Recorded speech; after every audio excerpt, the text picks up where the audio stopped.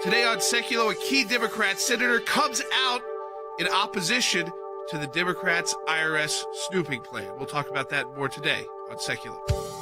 Keeping you informed and engaged, now more than ever. This is Sekulow. President, I had this conversation.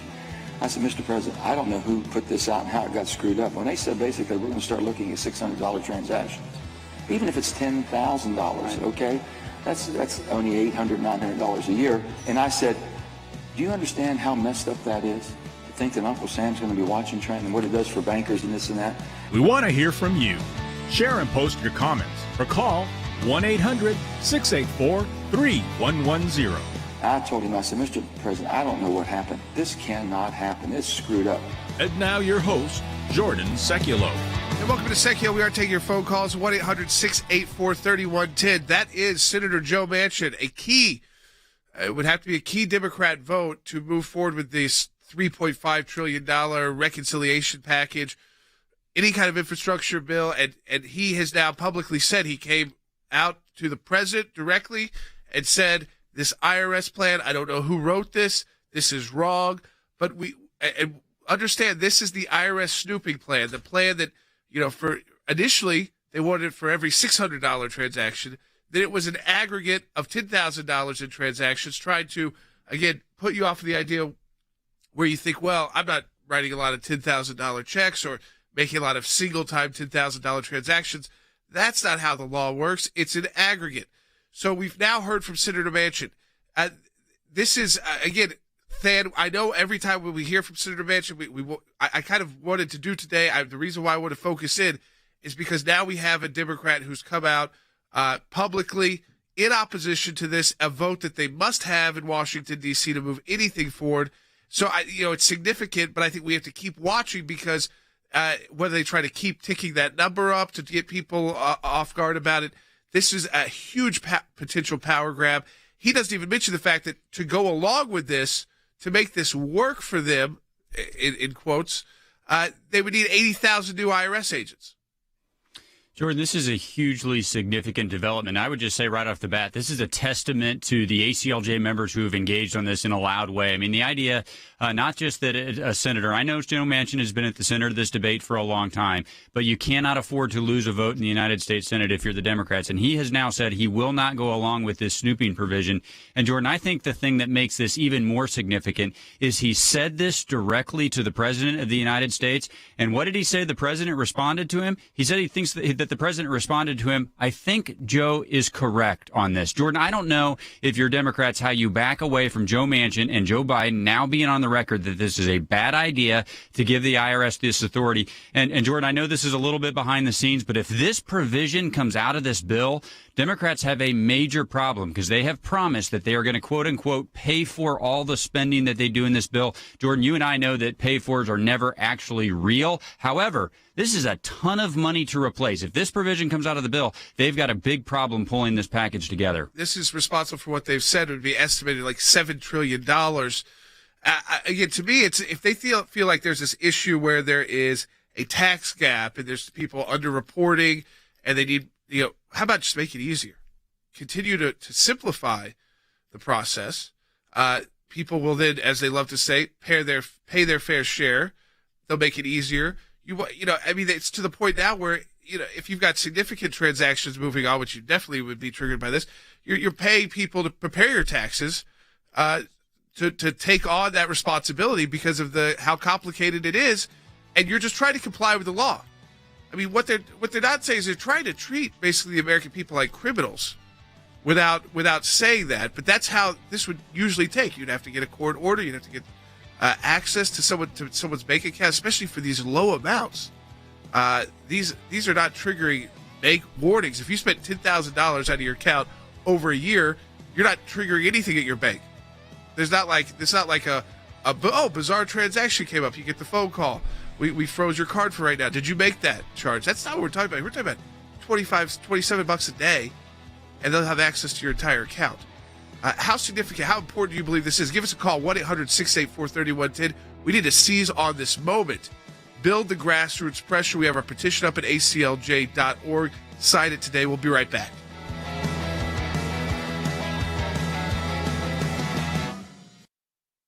The Biden administration altering its plan for the IRS to snoop on bank accounts to find tax cheats.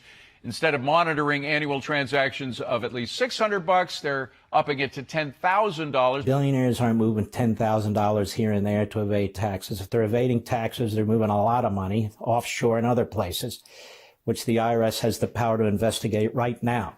They don't need a $10,000 trigger in any respect. That $10,000 trigger is aimed at you. The Fourth Amendment, just to be specific about it, says the right of the people to be secure in their persons, houses, papers, and effects against unreasonable searches and seizures shall not be violated, and no warrants shall issue but upon probable cause. Joe Manchin and Kristen Sinema, they're hearing back home.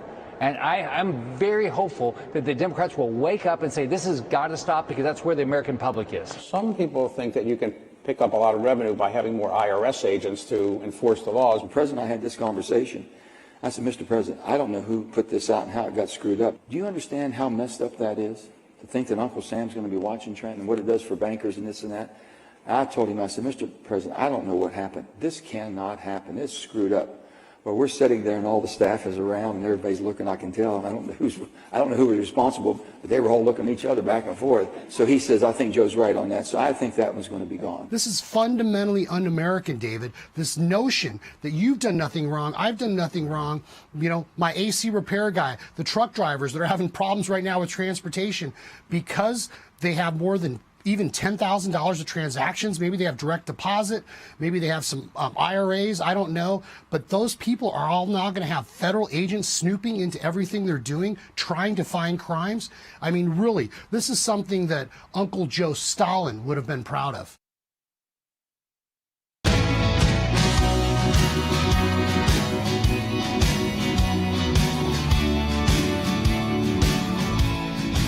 All right, welcome back to Sekulow. We are taking your phone calls too, 1-800-684-3110. I want to go to the phones right away because I think Dan is calling from D.C. and I think it's an important point. It's why we're kind of seizing on this today to put the pressure up. Hey, Dan, welcome to Sekulow. You're on the air.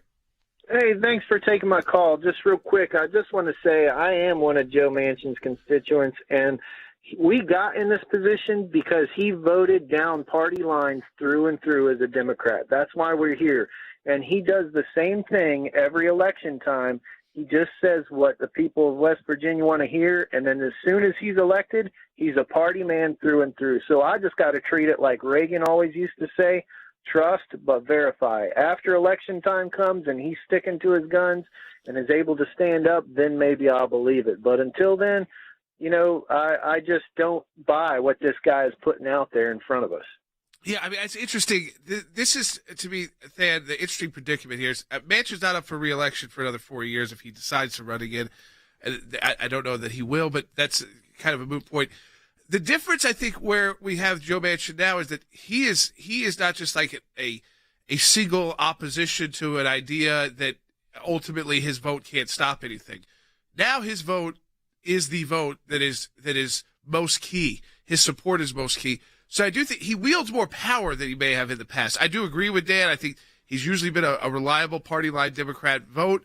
At the end of the day, he might complain. He might, kind of say, I don't love doing this, but this is what we have to do. And always some excuse to get there. But I think where his power and his ability to affect change is significantly altered in this Senate. Yeah, I agree with that, Jordan. I mean, maybe let me start with a couple agreements I have with Dan. I mean, first of all, what he's suggesting about how Joe Manchin operates, that has borne out some this year. I mean, he voted with Democrats to advance the voting rights legislation, the quote-unquote voting rights legislation, after saying he opposed the federal takeover. Jordan, that enabled Democrats to get on that bill and enable all sorts of dangerous things that we've talked about to have a chance on the Senate floor. And I think Dan's correct on that. The other thing, Jordan, let's say that Senator Manchin gets everything he wants in this reconciliation process, and the price tag comes down to $1.5 trillion, which is still an enormous sum. Jordan, we haven't even been able to spend time on the dozens and dozens of hugely problematic provisions that would still be inside that bill. Maybe we can do that later in the broadcast, but I think Dan's correct on that. You might have an atmospheric of him winning a concession when you still have a largely problematic bill. But all of that said, Jordan, here's the reality. To defeat this IRS snooping provision, you know who we need? We need Joe Manchin. So despite the fact that I don't trust him on a number of provisions, I still need him to do the right thing when he goes down to the White House and talks to the president. And the result of that conversation that we have today, yes, we're going to have to hold both their feet to the fire. But, Jordan, we're in a better position today than we were yesterday because of that conversation. Yesterday, we posted just a meme. I think it was my dad's Instagram or Facebook account, and 90,000 likes in a couple of hours. We have 90,000, almost 90,000 of you on our petition. I encourage you to sign that petition at ACLJ.org. The petition, really, it's a grassroots show today. We're taking your phone calls at 1-800-684-3110. The petition is Stop the Biden IRS from Spying on Your Bank Account. It's ACLJ.org. I think, what gets mixed in all this, let's play the sound from Senator Manchin again. I want to play his response to the question he got. He was at an event because he keys in on the most important aspect, which is how it affects you and the individuals. Take a listen. President, I had this conversation. I said, Mr. President, I don't know who put this out and how it got screwed up. When they said basically we're going to start looking at $600 transactions, even if it's $10,000, okay, that's only $800, $900 a year. And I said, do you understand how messed up that is? To think that Uncle Sam's going to be watching Trent and what it does for bankers and this and that. I told him, I said, Mr. President, I don't know what happened. This cannot happen. It's screwed up. So he might have more interest for the bankers. To me, she's being lobbied by lots of different interest groups. But, Andy, at the end of the day, where he doesn't even go is that to do this, so they keep trying to say this is revenue neutral. They're going to get $7 trillion back over a decade. But they need $87 billion up front and 80,000 new bureaucrats who you'll never be able to fire. So basically you're creating, and it's like another IRS. Yes, you are, Jordan. You're absolutely correct. You're creating another army, and it's a militia. Believe me, the IRS is a military organization.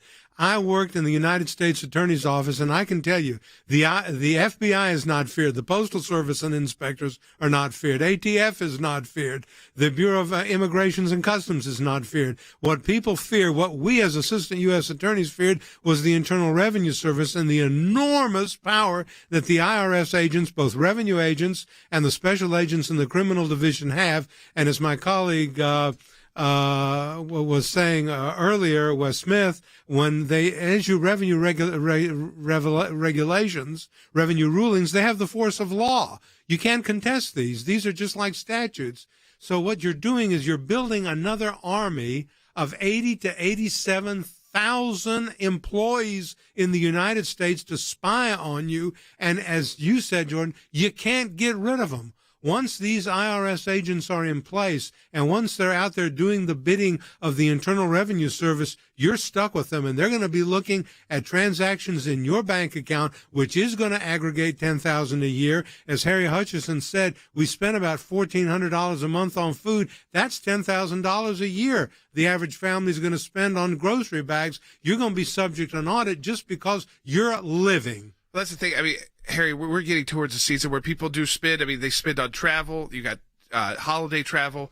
They spend, and it's not like this is a certain kind of transaction. It's any kind of transaction triggers this. So, like Andy said, like we're talking about the reason why the opposition, I think we have to be clear. We have to seize on every moment we can, is because this is so dangerous. We have fought the IRS at the ACLJ directly. Like Andy said, it is the worst. We've cleared people out. They felt like they've lost their power. That's a good thing, I think. And under the Trump administration, we simplified some of the tax code, simplified some of the deduction filing, making it somewhat easier for people. I think you could. That's the way that if you wanted real reform, you don't need to add 80,000 people. We've talked about have just a postcard, make the tax code easy. But the danger here is, we're pressing it. But is that it got to this point, the idea that this would be okay, that we would accept this. And now the American people are speaking out. We have Senator Manchin speaking out. This is something, it's a power grab like we haven't seen before. Absolutely. So the American people need to rise up. After all, if you look at this particular IRS proposal, essentially the IRS will be monitoring your expenditures on heat, clothing, and food, the basics. So the only individuals who will escape scrutiny by the IRS are either homeless or they're dead. So I think at the end of the day, we should ensure that this IRS proposal is dead on arrival. Well, listen, I'm going to go to your phone calls. Let's go to Rob in Wyoming on line 3. If you want to talk to us on air, taking a lot of calls. I think it's the grassroots, the energy here. Sign the petition at ACLJ.org. Get involved in the broadcast, 1-800-684-3110. If you're watching online, share it with your friends and family. Hey, Rob, welcome to Sekulow. You're on the air. Good morning. How you doing? Hey, we're good, Rob. Good. Well, I own a business. I'm in kind of the oil business. We deal with asphalts, and I have about 14 plants around the country. And I can tell you, just with the current state of affairs, a lot of them are shutting down because the price of oil is skyrocketing. And now you're going to add this on top. And I think what you're going to see, because I know we'll probably do it, people are going to withdraw their money from the banks because they're in major fear of what the IRS is going to try to do to you. And they'll start spending cash like they did in the 1930s to pay for everything. That's going to be a major challenge for the banks to come up with that kind of money to pay everybody off. In fact, I don't even see how they can do it because all their money's invested in land and houses and everything else. But when you come with a demand for your money, and some people have retirement funds, so on and so on, it's going to hurt a lot of people. Oh, yeah. I mean, listen, we're already going to deal with massive shakeups to our economy. We've seen cryptocurrency. We're seeing all of these new ways, new places to put your money or to hold money or to invest that they haven't quite figured out. And people are still trying to figure out, too. I mean, I don't think there's anybody who's an expert yet in that field. But like you said, like on top of it, we have, I think that you mentioned this too, and Senator Manchin mentioned it. I think that's probably where his main opposition. Obviously, there's grassroots opposition, and then there's the banking opposition too. So your banks and these associations for these banks, Stan, they're opposed to this. The burden on them would be tremendous, and of course, they have to shift that cost back to the consumer. Yeah, they're incredibly opposed to it, Jordan. Everyone from the big banks to the small community bankers to the credit unions, they've all weighed in, universally opposed to this. They agree with Rob, by the way. I think that they think a lot of their customers would go away because they wouldn't be willing to comply. And, Jordan, if that happens, I mean, the trickle-down, devastating impact on the economy, hugely significant. Huge. I mean, so, folks, I think we have a moment here. And when I saw Senator Manchin's comments yesterday, I said, we want to take today's show. Let's continue to build on this, continue to educate people about the real threat that this poses. It's not done. So we come back, we're going to go through I mean, this is real, and we've got to fight back, and if we've got the momentum building. So let's go to ACLJ.org, sign the petition. We'll be right back. One of the ways that Democrats want to pay for this spending bill is to put more money at the IRS. They want to hire tens of thousands of new auditors. Why do you think they're tracking this stuff? You think they need tens of thousands of new auditors to audit billionaires? It's the vast middle class that they're focused on. You. The latest version of this was, well, we want to check every account, every bank account, every credit union account, every PayPal account, every Venmo account that has a total annually of $10,000 of activity. So $10,000 of activity is every person that makes $834 a month and puts it in the bank, or every person that spends $27.42 a day. Wouldn't you think this would be happening in communist China, not in the United States of America, where we're supposed to have some privacy? Yes. Right? So I'm very hopeful that this won't happen, and I'm very hopeful the bill won't happen. The organization, the Joint Committee on Taxation, which is a non-partisan organization, has looked at the numbers, squeezed the numbers, and found that 40 to 57% of the people affected by this are those making $50,000 or less. That is smack in the middle class. They want to have a surveillance state that can go into your checking account and your savings account, but they want you to think about the top 1% ripping us off. Focus over there, over there, over there. The biggest entity ripping us off is called the federal government. The biggest entity stealing money from us is the federal government. The biggest entity blowing money left and right, the money they take from you, is the federal government. It's not the top 1%. You can put lipstick on a pig, but it's still a pig. And shame on the Democrat but shame on the Biden administration and his enablers in Congress for proposing this radical idea that essentially wants to snoop and empower the IRS to basically look into all of your financial transactions. All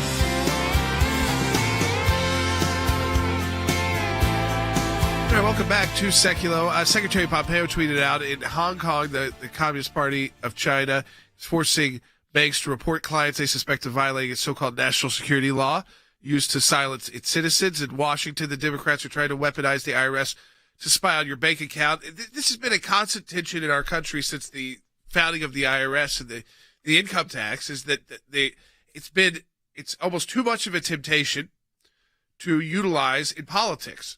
And we've seen the idea of this on both sides of the aisle before, the Watergate years, the idea of, and the bureaucracy there pushed back. Then we saw the Tea Party groups be targeted that we represented. Again, they were being encouraged to do that by the U.S. Senate and by members of Congress. They were writing letters to the IRS to say, you need to go after these grassroots organizations of citizens. These were, again, they weren't going after the ACLJs of the world who have, well, we've got lots of lawyers, that we have lawyers on for the organization. They were going after small citizen groups. The idea here, $10,000 or more transactions in a year, that's not about going after billionaires. That's not going after millionaires. That's not going after people who make $400,000 a year. That's going after 40 to 50% of the people they think this will impact make under $50,000 a year. That is going after people who don't have the resources to defend themselves against the IRS intrusion. They don't have a team of lawyers. This is not the big companies, the big organizations, or billionaires, or millionaires, or again, people who make $500,000 or more a year. This is to go after people who don't have the resources to fight the IRS, who don't have the accountants, who thought that they were complying with the law and trying to comply with the rules of the game. But you know, Wes, this gets it's the heartland. It's giving the federal government a way in without them having to go to court, without them having to make a case about why they need to get into your account. And we know we can't trust these entities. That this would just be, I mean, I can't even imagine giving the IRS another 80,000 employees. And this all comes at a time when our trust in the federal government by the average American is at an all-time low. And there's a reason why the Internal Revenue Service is the most distrusted department in the nation. That's with good reason. They have targeted Christians and conservative groups and have been caught doing that, had to admit that. There's little oversight and control. The tax code is so large and complicated till actually it doesn't allow for any meaningful oversight, not meaningful oversight.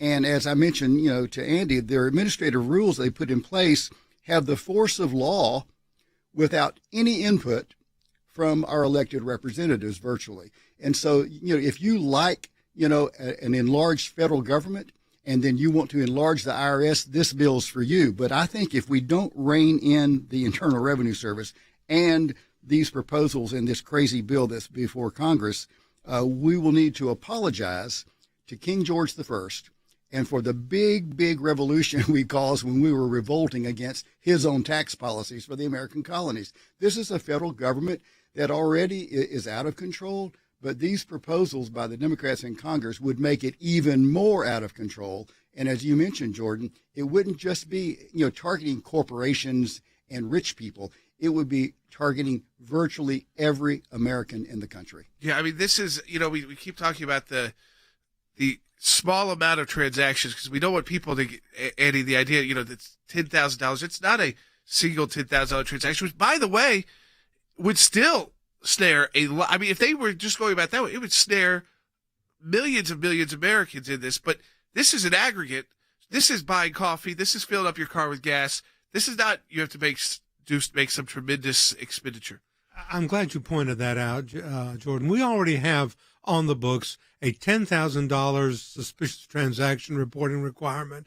That was put in place years ago, decades ago. Don't confuse that with this, folks. That was to catch people who were trying to launder drug money, who were dealing in cash, and banks have to report transactions in cash, either deposits or taking withdrawals of $10,000 or more, and those have to be reported. That's not what this is. CTR reporting is not what this is. This is creating a situation where, as Harry Hutcherson said, only the homeless and the dead are exempt.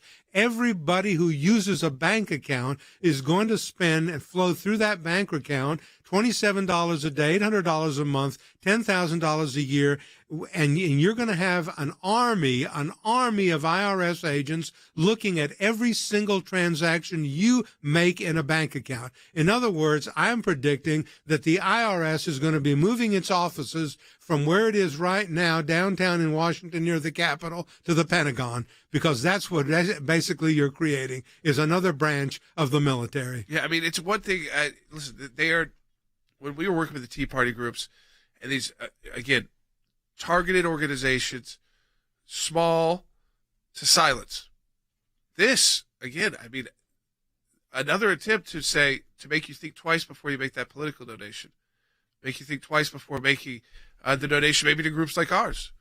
Because, in the aggregate, again, you don't have to make a lot of major donations. I mean, I'm talking to an audience. I know people these are generous people who support nonprofits, who support their church, who support their community groups, who probably support some political candidates. You put that together in a year, I bet you're spending close to this amount easily on a lot of your giving if you're in that situation where you're able to do that. And you might not even realize, you put it all together because it might be coming from different places and different things, and you put it all together. You're easily hitting these thresholds. Think about your mortgage, your rent, your car payment. This is again, to ensnare every American, and including, specifically Americans who are not going to have the resources to fight back. So, whether if the IRS really has a problem with this tax gap, and they feel like there's $7 trillion out there in unrealized that they should be taking in through the normal tax code, simplify the tax code, make it easier for people to pay their taxes. Then you don't need to add 80,000 people. I mean, I thought, we're living in the age of artificial intelligence and tech. Why do you need 80,000 more bureaucrats who we can't ever fire, who we put on the payroll of the U.S. government? So, again, we're going to get into this. We're going to continue to take your phone calls. Second half hour is coming up, 1-800-684-3110. That's 1-800-684-3110. Let me tell you about two things before we go into this next break. First, we're filing today. Remember, the Supreme Court in the Texas abortion case, our brief from the ACLJ. That was just on Friday that the Supreme Court announced that. We file Wednesday. The oral argument is on Monday. By the time we're on the air on Monday, we'll be analyzing that oral argument. So, again, that is a key brief they'll be filing. We'll get that up at aclj.org as soon as that's filed with the court, at least by tomorrow. But it'll be filed this afternoon. So the ACLJ representing you there, making your voice heard for life in this first of two major cases, November 1st, December 1st, both, at the Supreme Court, this month of focus on this issue, which is so key to all of us. So, again, I wanted to remind you, we're filing today in that case. So the ACLJ is busy there. On the second front, too, this news is just breaking right before we went on air. Another issue key to all of us is that Iran has announced that they're going back to the table for the nuclear talks. They're rejoining the negotiations. We don't have the details yet on if the U.S. or what the Biden administration paid Iran or what assets they may have unfrozen. But Secretary Pompeo is going to be joining us tomorrow on the broadcast, so we'll definitely be getting into that. We got a second half hour, too. If more of that news breaks, we'll get to that as well. And continue to take your phone calls, 1-800-684-3110. Remember, we have a petition directly on this to stop the Biden IRS from spying on your bank account and for future administrations as well. ACLJ.org. Sign the petition today. We'll be right back. For more than 30 years, the ACLJ has been fighting for freedom and liberty in the United States and around the globe. Secretary of State Mike Pompeo is urging Turkey to release detained American pastor Andrew Brunson. This morning, Pastor Andrew Brunson, who was imprisoned in Turkey for nearly 2 years, has been let out of jail. The ACLJ was at the very center of making the world aware of the plight of Pastor Brunson. They raised awareness of this, and then the administration took this very seriously. In my time in service, both as CIA Director and as Secretary of State, I watched the good work that the ACLJ was doing here in the States and all across the world. Well, I'm very happy to announce that former Secretary of State Mike Pompeo is now a senior counsel for global affairs for the American Center for Law and Justice. The work that we do will save lives and protect America and keep us free and safe and strong. Your support of the American Center for Law and Justice, we're able to address these issues and take action. The ACLJ today is needed now more than ever. Keeping you informed and engaged, now more than ever. This is Sekulow. And now your host, Jordan Sekulow. Hey, welcome back to Sekulow. We are taking your phone calls too, 1-800-684-3110. Let me play it for you, just in case you're joining us and you're just joining the broadcast. So we talked about this IRS provision. This again, it's basically, it's not just a bailout of the IRS. It's like recreating a new federal bureaucracy. It's breathing this new light into basically the 80,000 new employees it would take to enforce a law which would allow the IRS to go into your bank account if you spend $10,000 a year. Or, as Senator Roy Blunt was talking about from Missouri, that if you have, if you're working in your income, just that transaction, so from your employer to your bank account. So most of you, if you're working and you're depositing your paycheck in a year, you're definitely making more than $10,000. You're depositing more than that. That's a transaction for purposes of the law. The understanding of how the provision was written. So they wanted it to be $600. So basically, that would encompass everything. But then they say, well, we'll make it $10,000 in a year.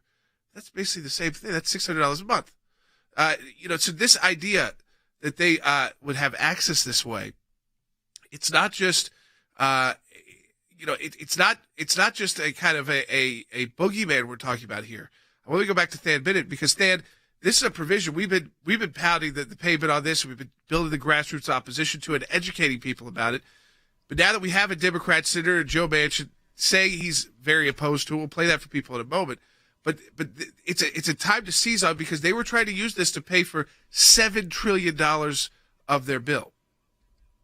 Yeah, I mean, and look, and that was transparent when Secretary Yellen was asked about this provision and whether or not she thought there was an appropriate level for it to be at. Jordan, by the way, I think there's no appropriate level for this. Even if you raise that threshold to a huge number, this is just not the appropriate power to give the IRS. But what did she say? She said, well, look, wages are going to be exempt. But Jordan, we've dispelled that in a number of ways. You dispelled it by saying if money comes in, then it's going to go out, and that would trigger an audit of your entire account. But look a little bit deeper into what Secretary Yellen said. She said there are two main goals for this provision. The first one, Jordan, is that they would uncover opaque income sources that frequently avoid scrutiny. And the second goal, Jordan, is what you just said, to raise revenue. So put those two things together. What is Secretary Yellen trying to do? She's trying to find income, allegedly, that has not been reported to raise revenue to pay for this massive $3.5 trillion spending bill. So when you hear Secretary Yellen or President Biden or anybody else say that wages are exempt, Jordan, you have to go another level deeper. Maybe they will exempt the wages from your salary when it comes in. They won't exempt the expenditure. They also won't exempt small business revenue, other revenue that comes in. That would trigger this provision, and Secretary Yellen admitted it in the statement that she put out. Yeah, I think, listen, they will interpret this as broadly as possible. If you hand this power over to the IRS, you're not going to get the power back. You're creating 80,000 new federal bureaucratic enforcement positions costing $87 billion. But don't worry, it'll pay itself back because they're going to find all these taxes that are out there. But this is a snooping provision. It's a way to get inside everyone's bank account in the United States of America without having to go to court.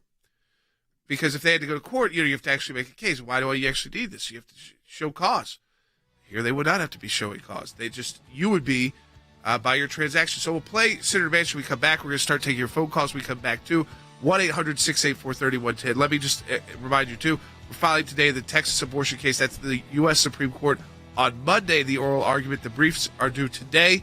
We'll be filing that, and that'll be up at aclj.org. So I would encourage you to check that out as well.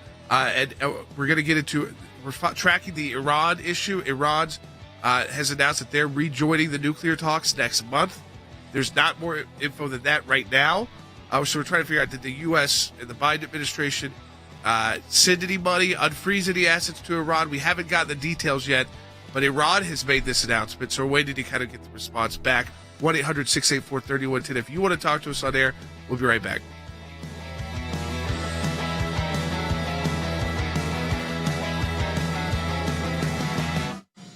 It really wasn't all that long ago, and it should inform how we think about the scandals plaguing the IRS today.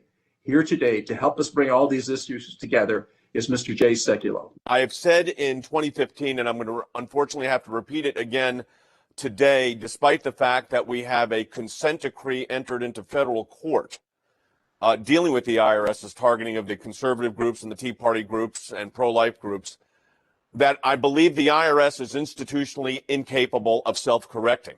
I believe they're institutionally incapable of correcting themselves, even when, and I will hold it up here, we have a multi-page consent order issued and signed by a federal judge.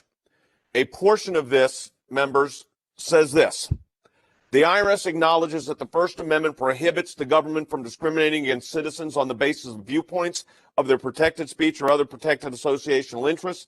It goes on to say that the IRS admits that its treatment of the plaintiffs during the tax-exempt determination process, including screening the applications based on their names, policy positions, subjecting those applications to heightened scrutiny and inordinate delays, as set forth in the TIGTA report, which is the Inspector General's report, was unnecessary to the agency's determination of their tax-exempt status and was wrong.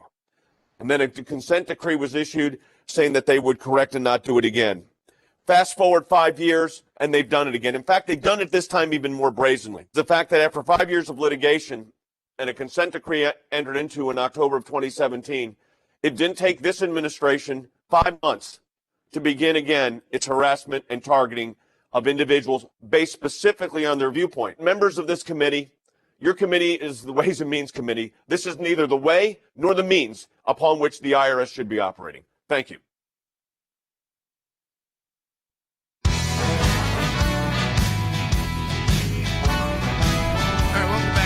We're going to start taking your phone calls now because we got a lot of people who've been hanging on and people who are calling in right now. So let's start with Sandy in Tennessee. Sandy, thanks for holding on. You are on the air. Hi there. Thank you for taking my call.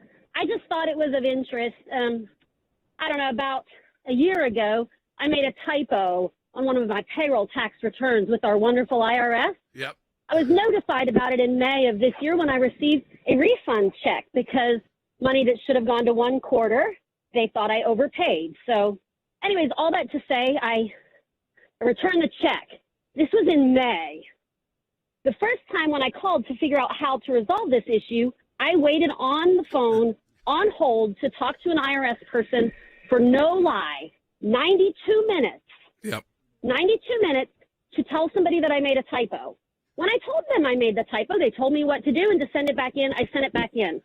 I just received confirmation. This is after 3 harassing letters telling me that they would begin garnishing our payments that we received from the Department of Energy for our business.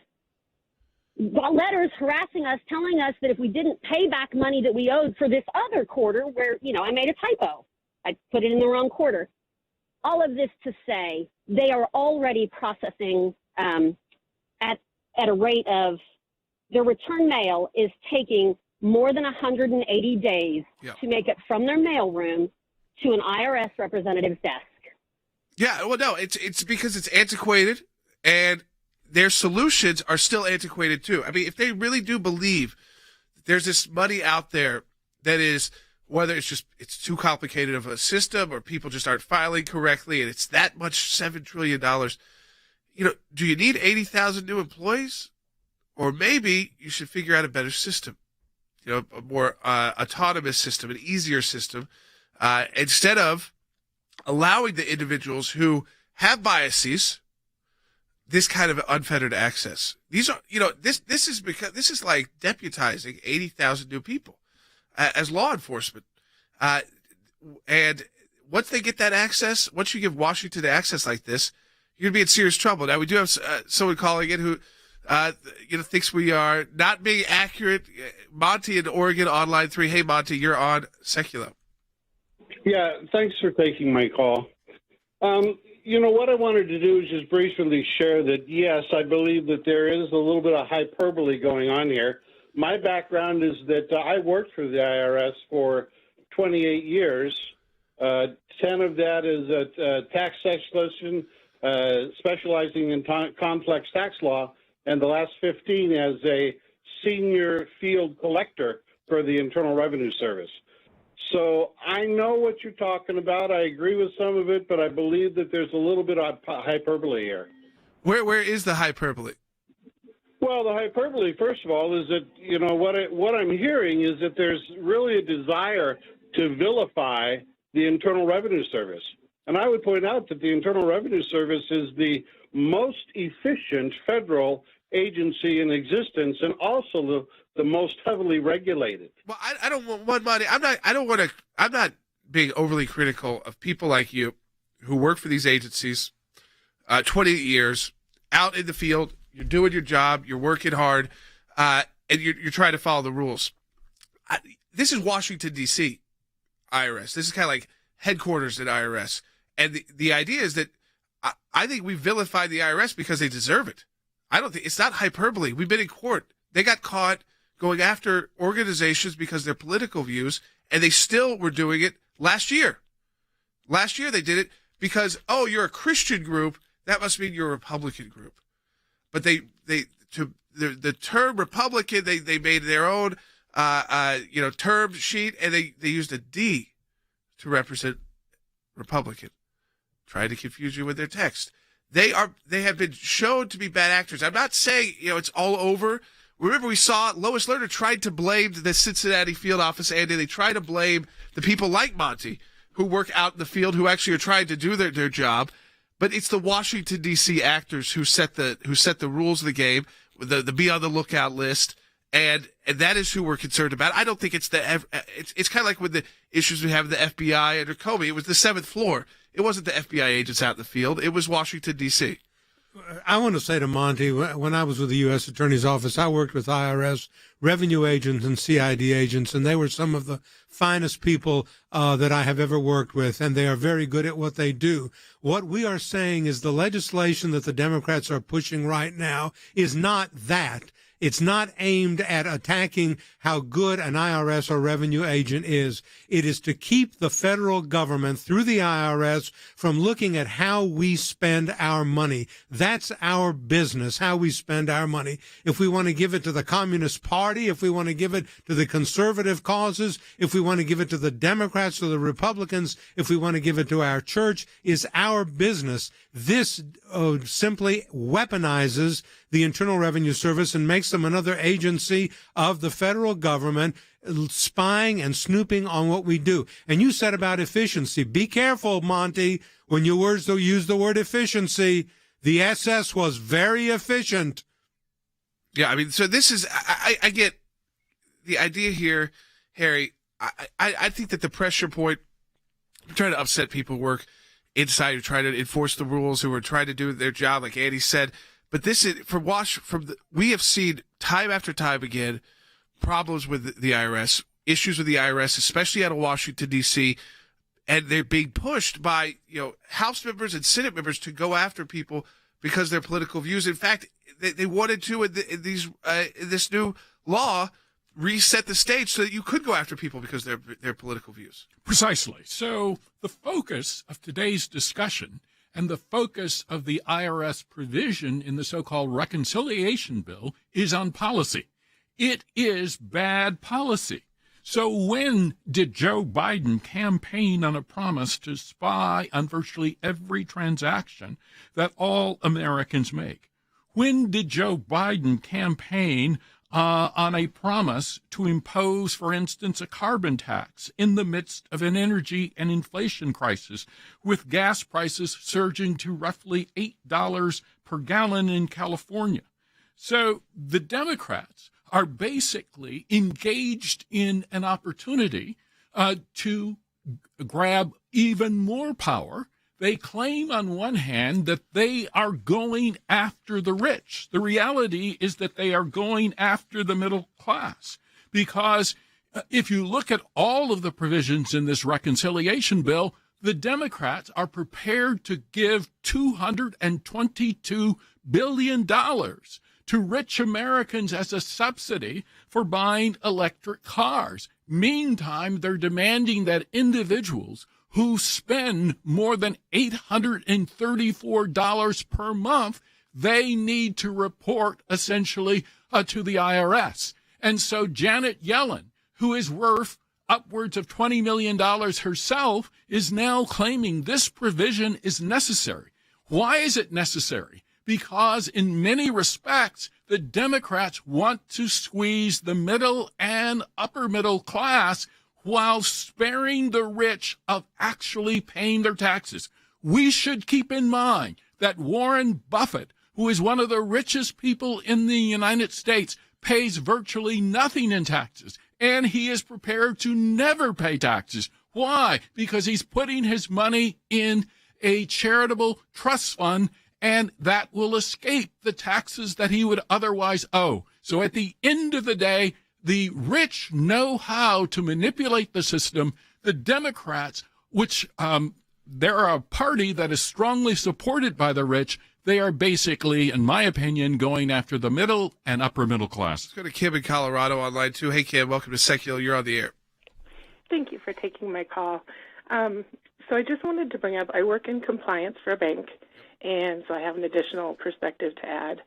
Oh, it looks like we lost Kim right there. That is the other a big part of this, though, Wes, is that the banking industry. I think it helps when you have the big industry and you have grassroots support for Americans.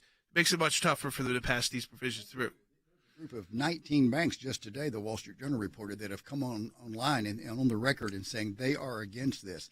You know, I remember the words of Ronald Reagan, who said, you know, the government is not the answer to your problem. The government is the problem. And yet this bill, this reconciliation bill, expands the federal government in ways unheard of in U.S. history. It also expands the IRS, and it certainly, you know, expands the socialistic policies of the left-wing people in Congress, so that we will be forever dependent on the government, but also forever controlled by the government, too. All right, folks, we come back. Final segment's coming up. Go to ACLJ.org. Let me encourage you to sign the petition online. The petition is clear. Stop the Biden IRS from spying on your bank account. And listen, I mean, it's Biden today.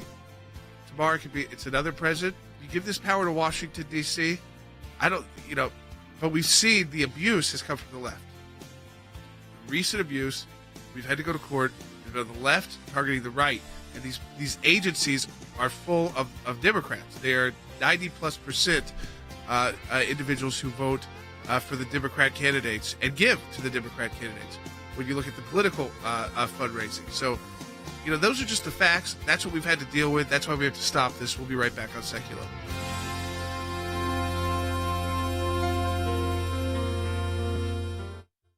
When we see something, when we hear something, when we're concerned about an issue, we don't just talk about it. We do something about it. And that goes to our Government Accountability Project. The things that are important are knowing where to look and who to look at. What we're trying to do is get information that we, the people, are entitled to. We sort of call them puzzle pieces because we don't know which ones we're going to need in the long run. But you gather all the puzzle pieces together, and then you start to put them together to uncover the truth, really. The Freedom of Information Act, that's a statute that allows us to get information from the government.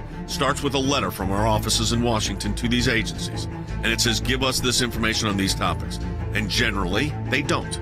and then we go to court. We go through a series of lengthy negotiations back and forth about what they'll give or what they won't give. We may get tons of information that's redacted, and we have to then go back and say, you redacted too much. We can't really find out what you're giving us because it makes no sense. So it goes through a process of litigation. That is how you get information, and that office is going to be more active now more than ever. The ACLJ has been extremely active in vigorously seeking to hold these bureaucrats accountable. We have filed hundreds of FOIA requests. We have received over 20,000 pages of documents in our litigation. How was our government operating? What were they driving at? What was their agenda? What was their motive? And I will tell you, I mean, sometimes the picture that it paints is one of terrific abuse. You're finding a nugget in a gold mine. Occasionally you'll come up with something that is really a bombshell, but you have to persist in doing it, and that's what we do. That's a little bit of what we do through our Office of Government Accountability, and of course that comes under our Office of Government Affairs. So your support of the ACLJ supports all of that.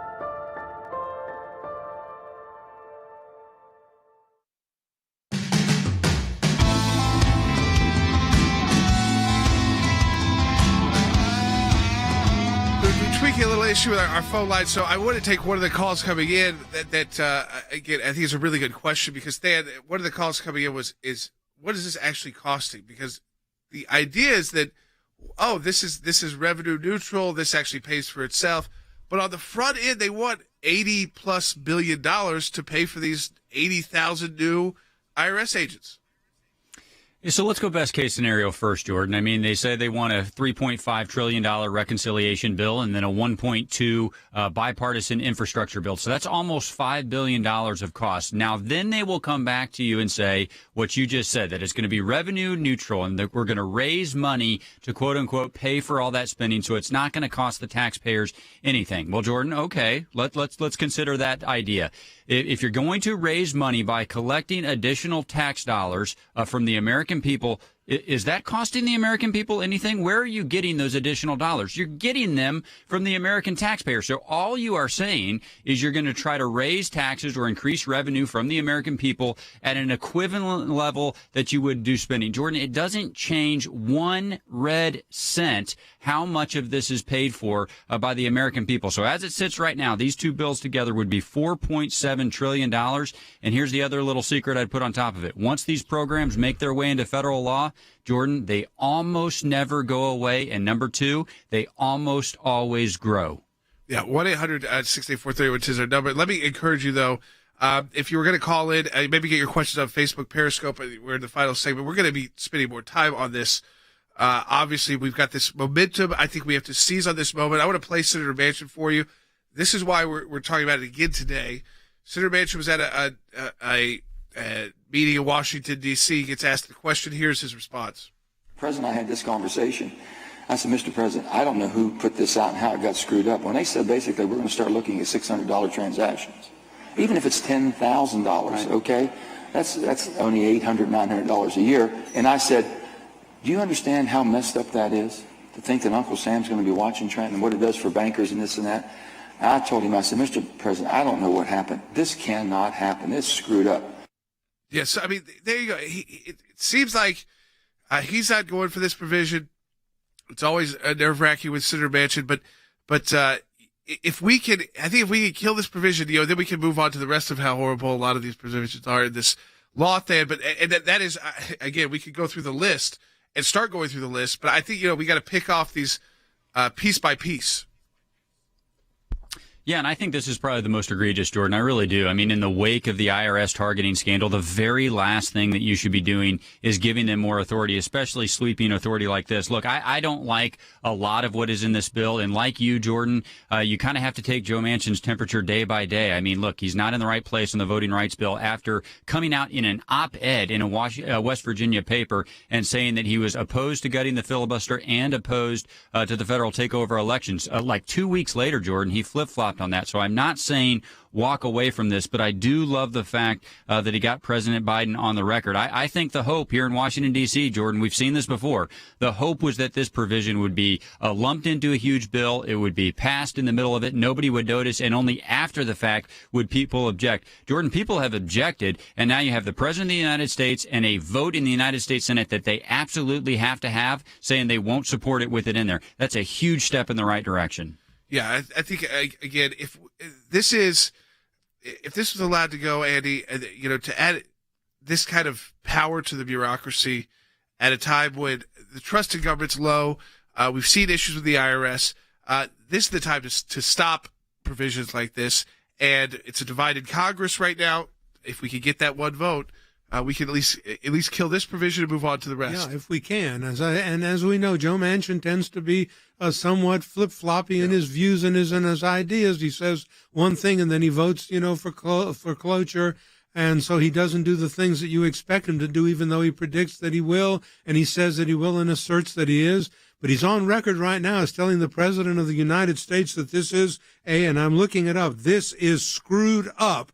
And then he indicated that Biden agreed, saying, I think Joe's right on that. Which Joe? Joe Biden or Joe Manchin? But one of the Joes is right. And the thing that they're right about is keep the Internal Revenue Service out of snooping on your bank account and monitoring where you spend your money. That's your business, not the business of the central government. Yeah, I mean, so I think, Harry, if this kind of provision, it's a classic Washington move. They got caught. Now they're trying to defend it. So they did the second classic Washington move is we'll just move up the amount. Maybe you'll think this won't apply to you. But as everyone is looking at this, and the way that this is currently in draft form, is that the people this would affect, 40 to 50%, $50,000 or less a year. This is right at middle class America. Again, add that number to 75 or 100,000, you're starting, you get to 80%. Absolutely. So this is classic bait and switch by the Democrats. And they have almost perfected this behavior. They may indeed have a patent pending before the U.S. Patent Office on bait and switch. So essentially, they're claiming to go after the rich. But how do you go after the rich? You go after individuals who are spending $834 per month. I would imagine Warren Buffett is shaking in his boots. But at the end of the day, what we should keep in mind, and every American in every hamlet, in every city, they should keep this in mind, that Joe Biden, the President of the United States, wants to look at each and every transaction you make. And at the end of the day, we need to stop it. So I'd encourage the American people to rise up, and that they should basically advance with one voice and tell their representatives, and also encourage Joe Manchin to stand strong in the face of undue pressure by AOC and the other individuals on the progressive side in the Democratic Party. This particular provision that we're talking about is simply an abomination. Yeah, let me just say, we are going to stay on this. We take these moments, and majority of the show, all the show today, really focusing on this issue because we want to build the grassroots opposition to this. We've got industrial support from the banking industry. We've got the grassroots support, and we have the knowledge to know of the wrongdoing. There's a reason why. It's not just, I don't like paying, it's not the idea of I don't like paying taxes and not following the rules or the law. This is an agency which has used those rules of the law in an abusive way against the American people. We're going to stay on this. We're going to continue to put out the information online at aclj.org. I encourage you to sign our petition to stop the Biden IRS from spying on your bank account. That's over almost 100,000 people have signed that petition in 5 days. But I want to really focus in aclj.org. Let me just update you again. So ACLJ today filing in federal court at the U.S. Supreme Court the Texas abortion case. That was just on Friday. That briefing schedule came out. The oral argument is on Monday. ACLJ representing the pro-life position that I know you care about deeply in court. That filing will be later on today. and then we'll put it up at aclj.org. I encourage you to check that out as well. We're tracking the news out of Iran, that Iran and the EU have announced they're going back to the table on the nuclear discussions. We're trying to see where is there a U.S. piece of this yet and how. That is still unclear, but we'll be analyzing it tomorrow. Always encourage you to go to aclj.org to stay up to speed on everything that we're doing. We will talk to you tomorrow on Sekulow.